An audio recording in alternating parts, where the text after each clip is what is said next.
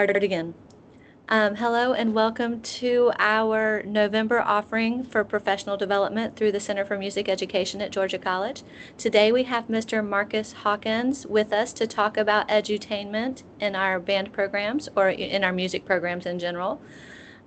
Marcus is a percussion performer and teacher. He actually works with the Georgia Tech drumline, and we're not going to hold the school against him. He works with a very good drumline and does a great job.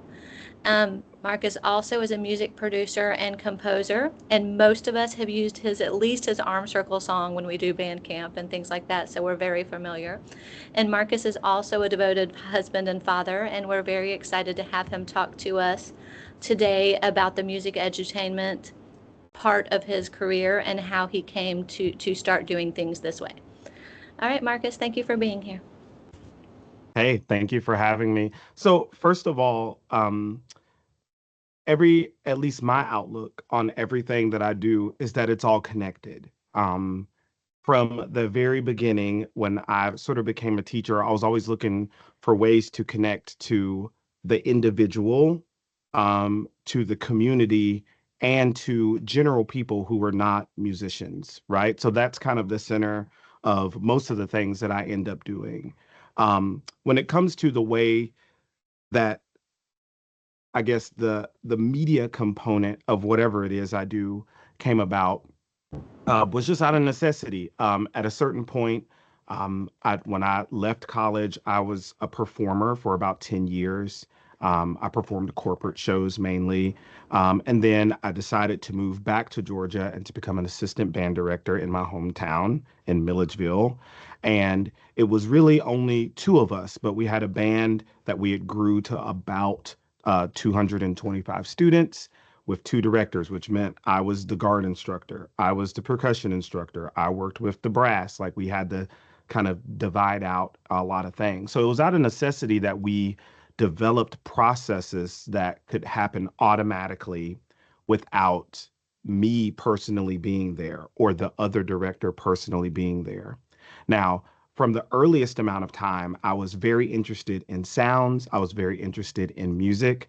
So I gravitated towards things like the radio. I wanted to be a radio disc jockey, right? So I would listen to all of the different radio stations, and that eventually got me sort of in contact with some of them. I would call the radio stations, I would be interested in it.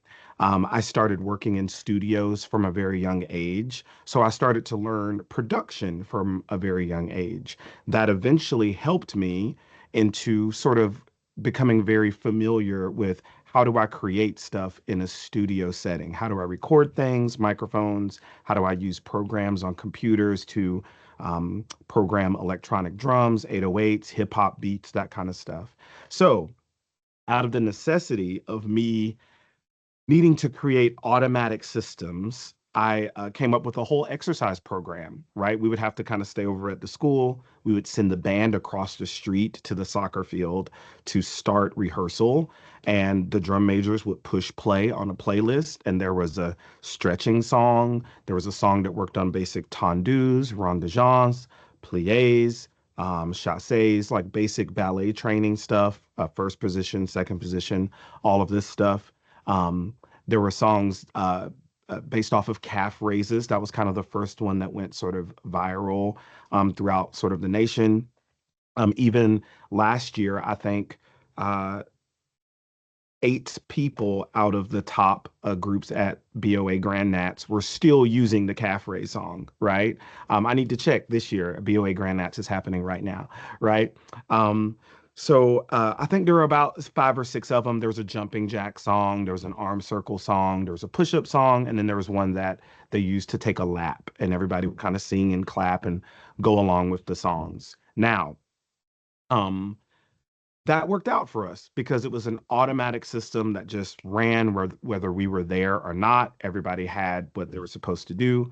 And that's what sort of birthed the idea, what would eventually become what I call band nerd bangers, right? Which is songs that are meant for, I guess, utilitarian things, but then also ones that are sort of, funny. There are some that are encouraging. There are ones that are meant for breathing exercises. There are ones that are meant to kind of shame you if you don't use your metronome, and these types of things. So that's where it sort of comes from. So there's a Band Nerd Bangers one, which has songs dating all the way back to what, to 2010. And then the second version actually came out with this previous year, which has, I think, 12 new songs that I've sort of made over the past few months. All right, so are most of the songs that you have, are band nerd, you said they're band nerd bangers. Are they Hmm. mostly procedural? Have you done any really towards music education, kind of like goals or things like that? One of my favorites that someone else did is the ostinato song. And I like it because there's a dog in the video, and your elementary school kids die for the dog, but they also know what an ostinato is. So, yeah, have you done any like that that would be helpful in teaching our music classes? I have a short one. I haven't delved into ones that happen outside of the marching band sort of genre.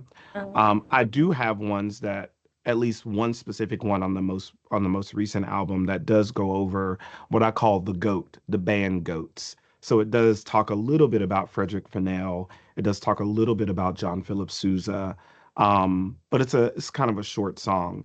In the future, I'm hoping to take the direction more so into offering songs that would cater towards wind ensemble, offering songs that were catered towards jazz bands, and things of that nature also. so do you kind of go where you see the need then? Yeah, that's I have a whole list of what I call life rules for myself. And one of them is just called the gaps, right? I want to be the person who can come into a program and recognize, like, oh, you need this thing. I have the skills to provide this thing. And that's where I fit in, right? So for me, the landscape of the internet and pedagogy, as far as what's missing, I'm it's always my sort of goal to look through and to see where there are holes, like, the Swiss cheese of things, that I can sort of fill with my particular skill sets. And being that I've built a whole lot of skill sets over the years, Sure. I'm sort of a nerd in that aspect. Um, I find it exciting, especially to be able to offer that kind of stuff just to regular people. Very cool. And so the inspiration for these songs, does that come with you just like reflecting on the gaps you found and then over time you kind of Yeah, so inspiration for me comes in a few different areas. Um, Area number one, another life rule for me is that inspired people inspire other people. So I'm constantly in the place and in the business of finding things that inspire me. And that can be in any genre, anywhere, at any time. And I keep a running list on my phone, normally in my notes app. I have various YouTube playlists that are sort of private, that only I can kind of see. I have a lot of voice memos, and the things that inspire me can be pretty much anything. It can be a flower, it can be a dance routine that I've seen in some random place, it can be a song, it can be the timbre of somebody's guitar. Um, and then I always take stuff, and no matter what, even if it's not a fully fleshed out idea, I uh, I have little snippets of things that I start to create, and I create stuff every day. It's a muscle for me, sure. right? Even this morning, I was noodling around on my guitar, and I'm like, oh, that's an interesting thing.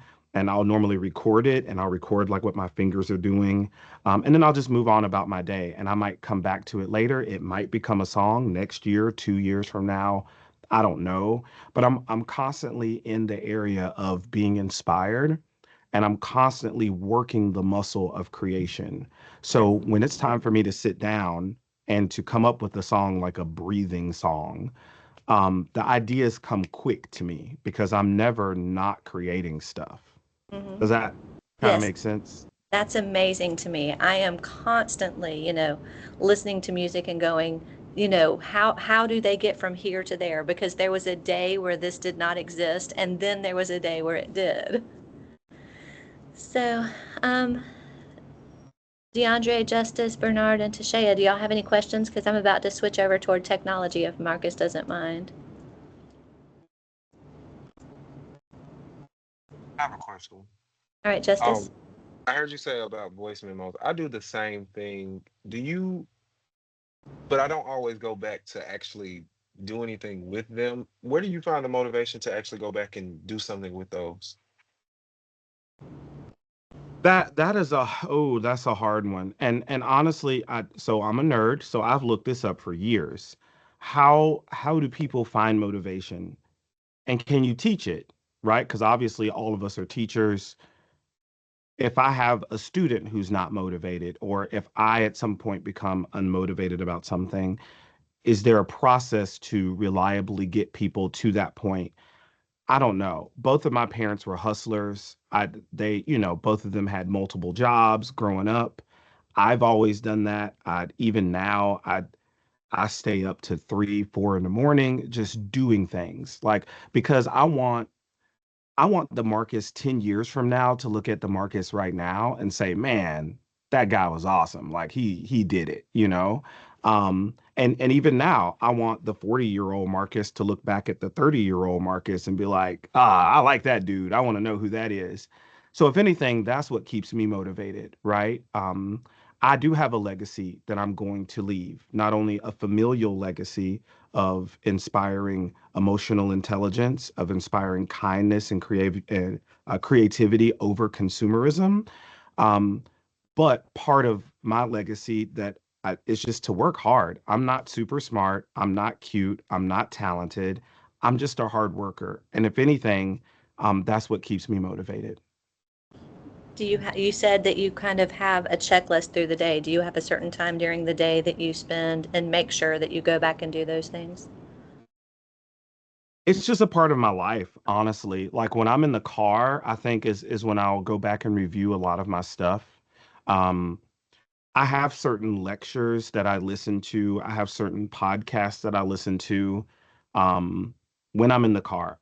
If I know that my drive is 30 minutes, um, then I'm going to use that 30 minutes to make myself better. Um, and that can look like a whole lot of different things, right?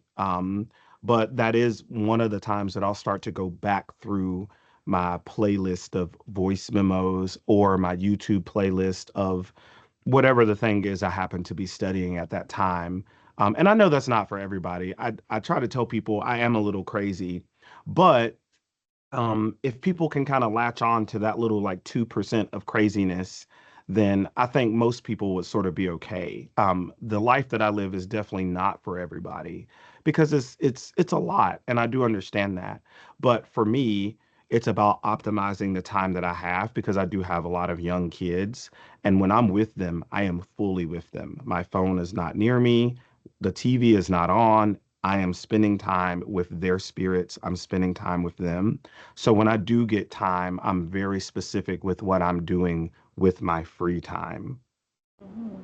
Any other questions? No, ma'am. All right. Okay, then, Marcus, if you don't mind, will you talk to us? I see you've got your setup behind you. Would you talk to us about the technology that you use whenever you're working out these? Talk to us about maybe your CD. I guess people don't use CDs anymore. That tells you, I was going to say it tells you how old I am, but I actually go beyond CDs. So, tell us when you do your audio recordings, but also I see videos on your Facebook all the time. So tell us about your video recording. So first of all, my video stuff started out of once again the necessity. I was auditioning for a lot of gigs, sort of starting in college and coming out of college that required them to see videos of me playing. Um, And at a certain point, I went and bought a little cheap, camcorder, and I didn't like the quality. It didn't match up with some of the other things that I'd saw. So I started immediately looking things up, like how do I make this better? How do I make this sound better? How do I make this look better? What are these people doing? Um, and and it, just started to accumulate techniques and various ideas about cinematography, about framing, about light sources, hard light versus soft light, all of these things. Um, and I'll tell you, the idea is worth more than the equipment, right? Now, yes, I do happen to have good equipment because I own a media company. Um, I film a whole lot of LGPE stuff, orchestra concerts, dance recitals. So, yeah, I do have pretty good equipment. But at the same time, this would look exactly the same on a cheaper set of things, right? Um, because the principles are the same. You can take a a, a world class trumpet player and they can play that student level trumpet and probably make it sound great. Now the student won't be able to do that, No. but that person probably will. It's just because they have a set of principles of tone and of resonance and how they can make their facilities work to make the sounds they want. I say the same thing works with technology. If I have the end goal in mind of how I want something to look, I can figure it out, whether it's a phone or I have a GH5 right now that I'm filming this with. It's from Panasonic, a Lumix GH5, which is a fairly old camera, by the way. It's like, what, 15 years old at this point. Um, I have a shotgun microphone that's like right up here. And I have a light, that has a diffuser, if you're familiar with any of those terms. But it started in my quest of just how do I start to make things look better for these auditions that I'm sending out. Um, so yeah, that's at least the video side of it. Almost at this point, any camera can work. Almost any lens can work. I will say the lens is way more important than the camera, and the lighting is way more important than both of those, right? Um, Sometimes people start from the ending thing, like when people go to band competitions and they'll say this group won because of props. And I'm like, that is the last reason they won. They won because their B flats sound better than your B flats, right? Like their intonation and their resonance of their instruments was just better with or without the props. So the same principles apply with almost every single thing. If the basics are correct, everything else can add on to that. And sure, it adds a little bit, but it's not the foundation. As far as from a music standpoint, um, before the equipment, once again, I find it extremely important that I know chords. I know how to play piano. I understand music theory. I can play guitar. Yes, I play drums. I do understand synthesis, so I can for real work an analog synthesizer. That's one of the things that's kind of here behind me, right? I play bass guitar.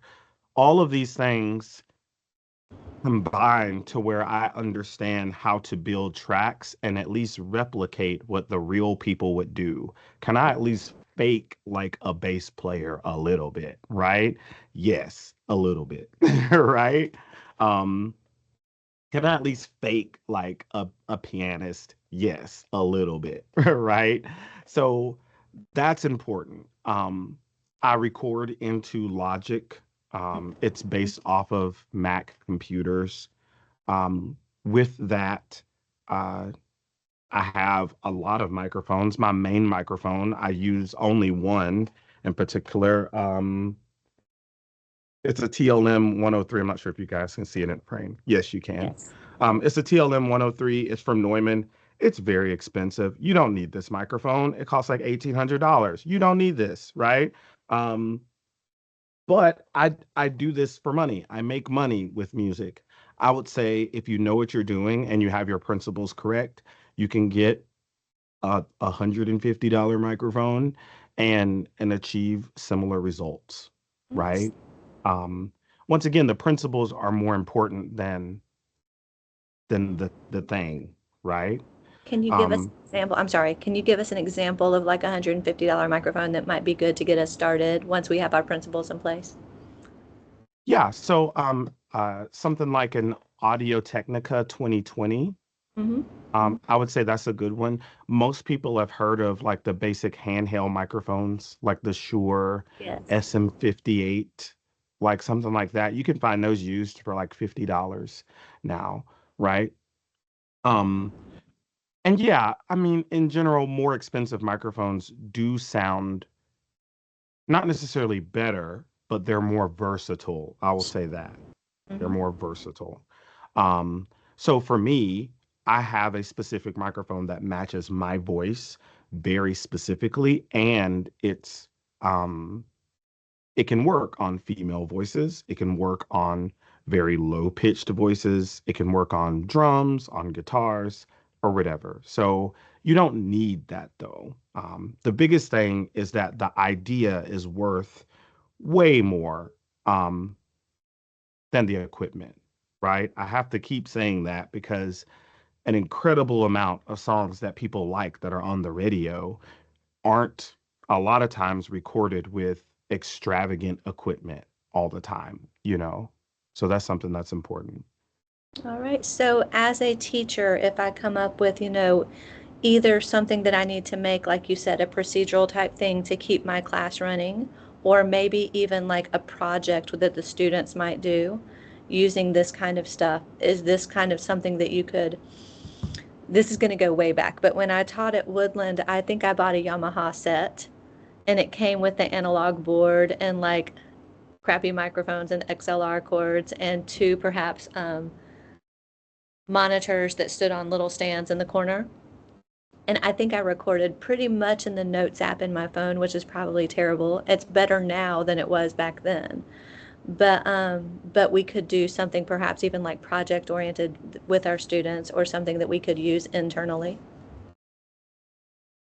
Yeah, yeah, and most computers you can always find free software. Like on Macs, you will get something like GarageBand, and that's free software. On something like Microsoft-based computers, there's stuff like Audacity that you can record stuff in for free. And as long as you have a way to get your sound into the computer via an interface, right? Mm-hmm. Just something that takes the microphone signal that converts it into computer signal, you Sure. can work with whatever, and I feel like that's a great way to help your students to understand how to layer parts, how to come up with counter melodies, how to come up with basic song form, whether you're working on like verse chorus or rondo form, whatever the thing happens to be. And they can start the idea of participating in the canon of making music, not just consuming music. Sure. And yeah, that gets us to the top of Bloom's taxonomy and also to that composition standard that we like to pretend like it doesn't exist. So, Yeah, all the time. Yeah. And I encourage my students all the time. I tell them that, that one of the peaks of music for me is for them to be a creator. You don't have to go out and try to win a Grammy. You don't have to like be famous. But if you just find a type of music that you like and add to it um, with your own voice and your own story and your own testimony, then that's good. all right, so if I was trying to do this again as a teacher, do you think that the best place would be to start would be to kind of go through and see what your example looks like? And, like I talked about the ostinato guy or, some of the other people who do kind of edutainment things, just see what they've got going and use that as maybe a model. Yeah, and I would think you can use models as inspiration, but I think just like any other type of composition class, you start off emulating, Mm-hmm. right? Like, here's a simple song. Let's find out how to record this progression and how to make it sound the same. Now, let's change one or two things and make it your own, Sure. right? Okay, well, this week, now we're recording vocals. Let's just all start singing the same thing, getting good levels into a microphone. And next, you can record your own thing and make it your own. Like, and just having like small projects that lead up to the idea of, okay, now I can record wind instruments, I can record voices, I can record drums. I can program things to sort of make them sound similar to what the song is that I'm copying. Now I have the freedom to hear things in my head and make my own choices and tell my own stories. All right, yeah. So, all right, guys, do y'all have any other questions about that or other areas that I haven't thought to ask questions in? Y'all are, I think, Justice and Bernard and DeAndre are banned. No, you're all banned. Sorry. Because I'm also thinking as an elementary teacher or a chorus teacher how this might work. But, all right, guys, any questions? I love questions. All right, they're hiding from us. So, okay, Bernard has his hand up. So, what's your question, babe? All right, so I'm really interested in like producing some recordings of my bands, and I just need to know what equipment should I get for that, or like what microphone should I use? Yeah, I would say in general, you just want to have like a basic, what we call stereo pair of something, right? Okay. And you want that basic stereo pair of something to be generally behind you. Most people don't have a whole lot of room. So, as long as you can have it behind where you're standing and conducting and pretty high up, um, I would say at Okay. least 10 to 12 feet off of the ground, um, that will serve you well. For most people, as long as your levels are correct and you just have it already just ready to go, you'll be fine. The specific microphone almost doesn't really matter in that circumstance because mainly you want it for feedback, right? Mhm. Like you want to be able to listen to your band, kind of plan out your next set of rehearsals, that kind of thing. So something cheap. I would start with what's already here at the school. If you happen to mic your front ensemble, if there's a marching band, I would see what mics you already have and just get two of those, put them up, run them into your computer. Um, if you don't have something like that, I would say the Audio Technicas would be a good sort of cheap option. AT 2020s, Audio Technica 2020s, um, because they're good multi-use mics that are around like 110, maybe $120.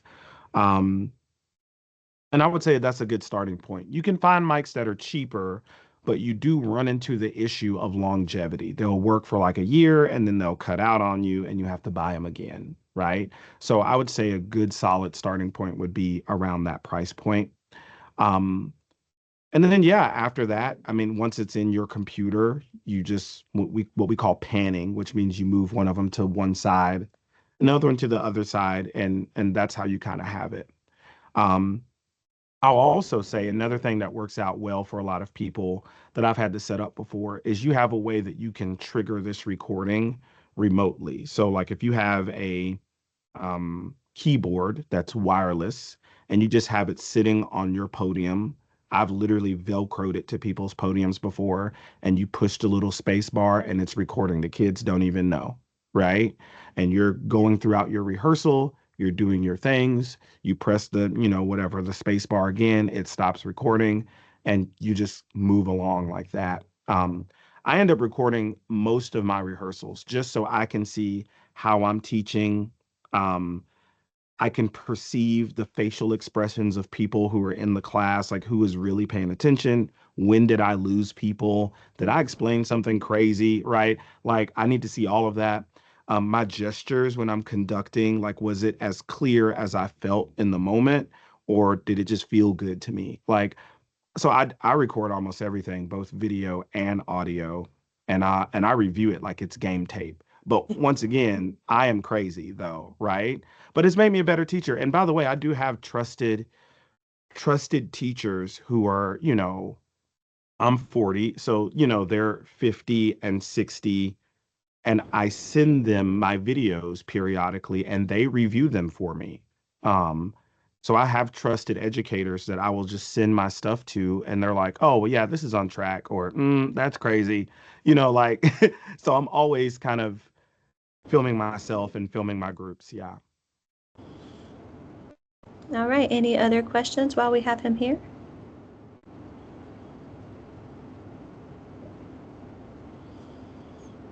Okay, then y'all hop in if you have a question. But Marcus, in the interim, what is your process for what goes online and what doesn't? Because, we don't want everything we do to be on social media because, some things are process and not product. So what is your procedure for knowing what's your product and what's just your process? For me, there's almost no cutoff point. And I say that because as a person who's produced a lot of products, a lot of times with younger directors, people who are just entering the music game, it's a little intimidating. It's just like people who have beach bodies. They show up and they're looking all cute and everything, but you didn't see what they did to get there. You Sure. just see the final result, and it can be very intimidating. So I do not mind showing the dirt. I don't mind showing people in the beginning of the process. Nobody ever shows their kids at band camp. Why? Like, I need to see, are your kids actually different than mine, or do we have the same kids and I'm just grinding every day, right? Mm. But I'm not afraid to show that stuff. I think the idea of to know and to be known with 100% transparency is very, it's another one of my life rules, Sure. right?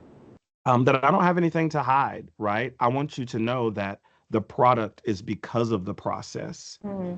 and I Okay. need you to see the process. Hmm. All right, that makes sense to me. Yeah. All right, anything else, guys? Sometimes, yeah, sometimes we stay quiet. Honestly, I'm just soaking it all in. But that Okay. last part was very good to me. Yeah, especially the Velcro one. But yeah, I'm just here soaking it in. All right. Yeah, and what I'll say is, especially since all of you are already educators and whatever, I think your biggest asset is to gravitate towards people, um, who are, yes, like your peers. They are the people who would encourage you, but find people who are older than you, people who are tenured, and just go badger them. One of the best things I ever did was just to find the best people in every category, and and just spend as much time with them as possible.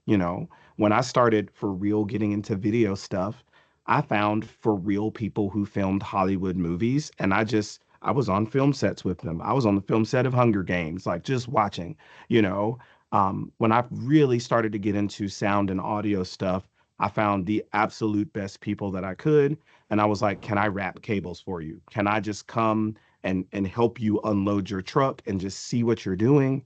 um and that's the biggest thing. The amount of band directors that I just showed up to, um and taught free lessons just so I can see them work their wind ensembles, and I can see them, you know change parts because their whole clarinet section has mono and they're playing Granger. Like, I need That's to see that stuff. Like, that's what I need to see. And I'm so glad that I spent all of that time finding those people, and kind of being a little bit annoying to them, because it really taught me what real people do and their process. Most mhm, people aren't going to show their process online.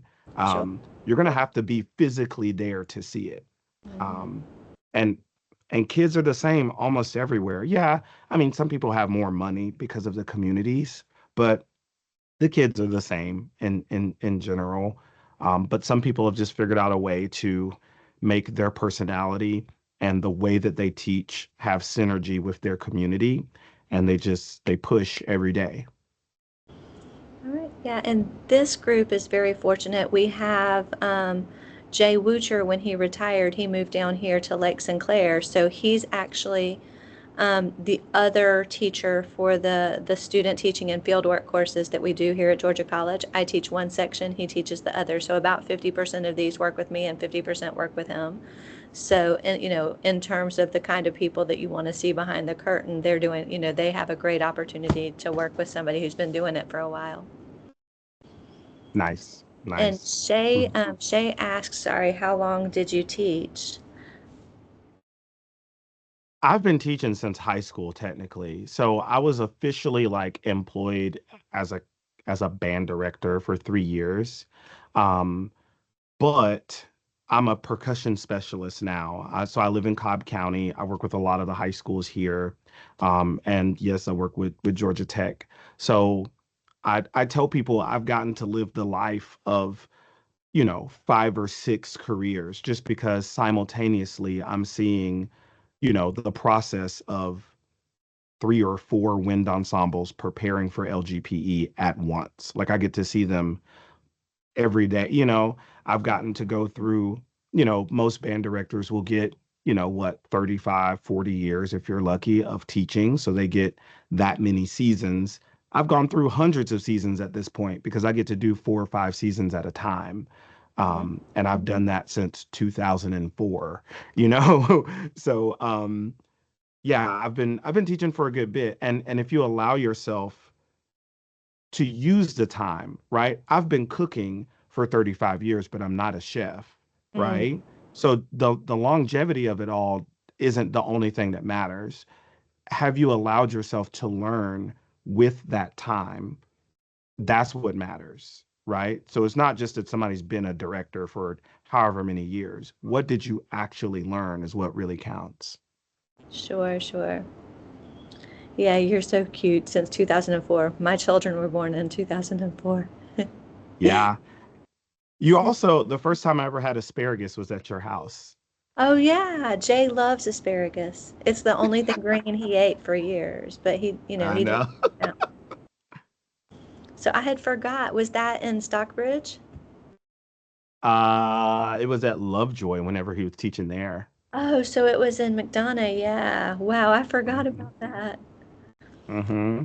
So, well, do you still eat asparagus? Did we chase you I off? do. Okay, I good. do. Hmm. All right. That's silly. And that would have been when the twins were very young too, if he was still at Lovejoy. So, Yeah. all right. Any other questions? Because I think that we're winding down. And Marcus, unless you have some other things you'd like to share for us that I don't have questions for. I mean, really, the biggest advice I have for most people is to remain curious. I tell people the internet saved my life, and well, that and therapy, but the internet for the sake of I one of my life rules is I believe that discovery is worth more than disclosure. Mm, You discovering something by being curious is worth way more than a teacher teaching the things to you. Um, so me just having questions and figuring out the answers to those questions has been a, an exciting journey for me. I'll call it that. Um, and that's worth way more than me, sitting in a class and reading books and doing all the things, right? So, if you can find a way to supplement your education with just finding your own things and meeting the real people who are actually doing it, um, then that's the sauce. okay, yeah. So that's great advice, and that's why we send our student teachers and our pre-service teachers out into other people's classrooms, and we try to give them Mhm. a variety of experiences. But Shay asked again, and her audio must not be working because she's on the chat. But have you taught anything? Have you branched out past band? Have you taught anything outside of band? Maybe chorus or elementary or strings or. Some a little bit. Like I filled in as like an orchestra person when needed. That was just a fluke, right? I've done some choral teaching stuff, but mainly as background things for like a movie soundtrack, if that Mm-hmm. makes sense. Um, but not in particular like in a classroom. Most of my teaching has been instrumental wind ensemble stuff. Yeah. Right. So I'm hearing you say that you kind of go where the wind blows and where you're needed. Somewhat. I Yeah. mean, I would definitely not take a choral job, you know. I would not do that. All right, it looks like Bernard has another question. Go ahead, babe. Hey, how you doing? So the question I have is, how you pretty much just put yourself out there to get in all these different areas of music? For me, well, first of all, I need to say this, and this might be weird. People like me. I don't.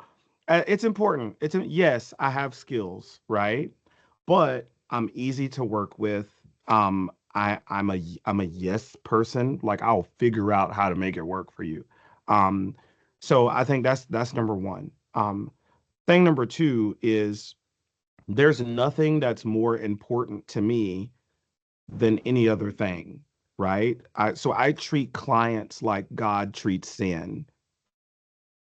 That was too much? What I mean by that is nothing is has a hierarchy, right? That little band in Alabama that does no competitions, I treat them exactly the same way as the BOA Grand Nationalist group that I'm writing for. They're no different in my brain. They're just people who are trying to have life-changing experiences through music. Um, and I think a lot of people over the years recognize that. And I've had a lot of the same clients for 15, 20 years. And I almost never advertise. People always just tell other people about me. And there are even people that I still have clients who met me in high school, right? They just gave me a chance to write their front ensemble book. Oh, I need somebody to write my percussion book. I need somebody to look at blah, blah, blah, write some stand tunes. And they saw the effort and they saw the willingness to learn and just constant communication and being open to feedback. That's where it is.